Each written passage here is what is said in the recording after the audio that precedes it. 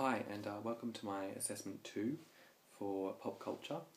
I'm just going to explain some of the things that I mentioned in assessment 1 about the thematic troops that I labelled Coca-Cola with, which was my assessment. I am going to continue on with that assessment and just expand on that, and you'll see the breakdown of my assessment as you read it. But this video in particular is just a rehash of assessment 1 and what I'd found out from that assessment. As you would have read in my first assessment, I labelled Coke as being desirable and refreshing and having some kind of authenticity to it. I think they're really nice words to contain for Coke, because we would not normally think those types of things, but subconsciously they certainly are there. I've put some notes together for this assessment for this video that I'll probably refer to a little bit too, but overall I labelled that Coke identified our weaknesses as a culture, and obviously we find that desire is a weakness, and we have labelled it so we all want to be desirable, and so therefore Coca-Cola have used that idea. We have probably created the idea in our heads, and then they have taken it and expanded on that idea and made it bigger, and that's why we love it so much. And that just goes not with Coke, but with all types of soft drink and most artefacts in that area that delve into that, and that's quite important to note. When we look at the glass bottle of the Coke, I mentioned that it is one of feeling, which was a quote that I've used, and it certainly is one. We all want to feel something when we drink it, whether that is desire, where it is freshness. We feel as if it might give us that edge, that coolness that we need in order to make those friends, to be with that girl, to get that interview. It refreshes us for a new challenge, and I personally see it like that as well. It's one of those things where you go from one object to another, one job to another job, and you need that refreshment to keep you alive, and you come alive from that. I said that Coca-Cola encourages refreshness and desire, both feelings that we actively seek in our contemporary world, and so that just sums up that we actively want those things, we crave, we want, we need them. Those types of keywords are representations of Coca-Cola and the contour bottle I was talking about.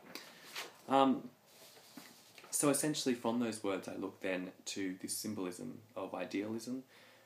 We look at the bottle itself, and a contour shaped bottle represents sex, and so it is ideal for us to want that. For men, it's ideal to want to be that, to take a sip from it, to be thirsty for that woman's touch. And for women, it's wanting to be like that cliche idea. Some Coca-Cola slogans I also mentioned in my last assessment that were nicely used: refreshing the world, and energizing, relaxing, nourishing, hydrating, enjoying. Obviously those are positive connotations that are used positively to promote that product, but we can also manipulate those to show that those types of things can be seen as negative, and I explain that further on in assessment 2.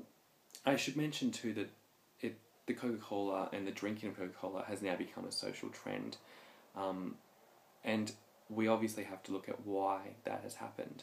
Obviously the advertising campaigns and media have done very well to secure Coke as that leading brand, but it has used a lot of ideas like sex sells, like desire, like being authentic and having your own identity.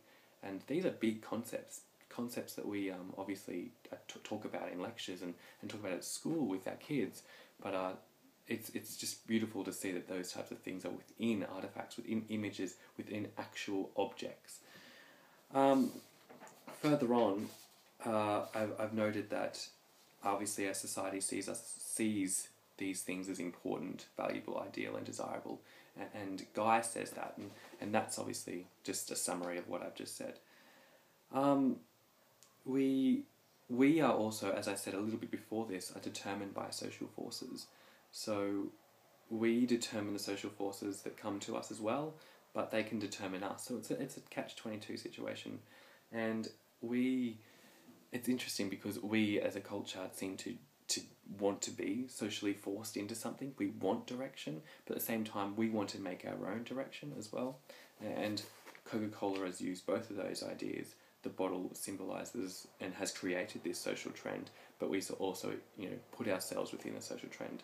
At any time, though, we have the power to move away from that as a society at any time, and the question is, are we going to do that or not? And that's a big question for many artifacts.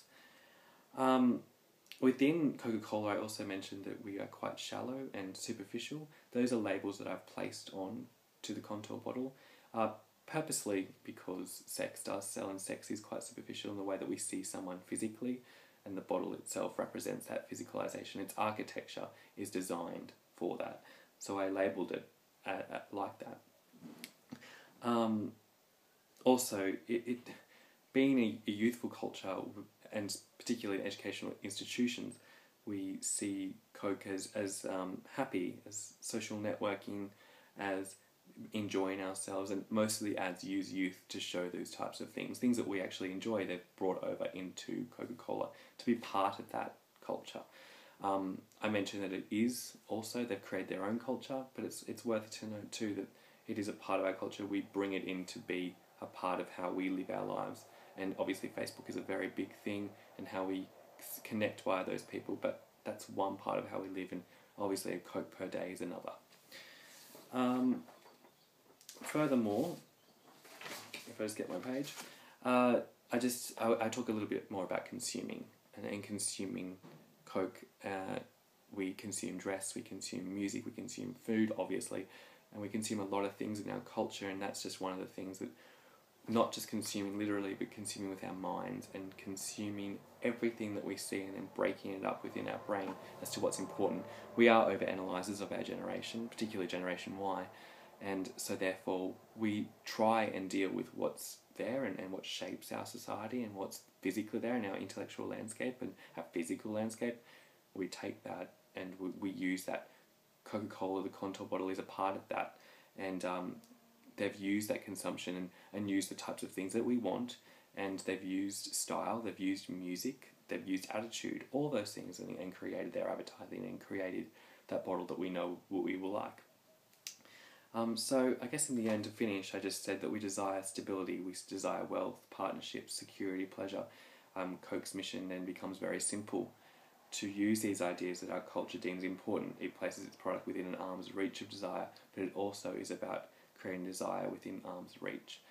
I really like that quote because it again explains that catch-22 situation, that desire is obviously very important and we want to grab it, but it'll give it to us regardless as well. So it's almost a win-win for us, and that's why the bottle wins overall. Thank you.